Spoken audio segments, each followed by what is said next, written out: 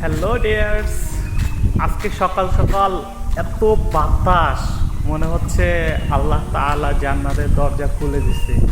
আর এই বাতাসটা এত প্রশান্তিময়, একদম মন মাতানো। আর সাথে তো অনেক রোদ, রোদের জন্য আমি ভালোভাবে তাকাতেই পারতেছি না।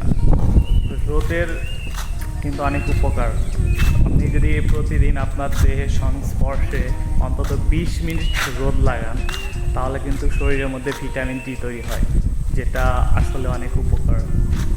যেমন শরীরে ব্যথা, পেশিতে দুর্বল, এগুলাতে অনেক হেল্প করে, এগুলো রিমুভ করে, ওভারকাম করে।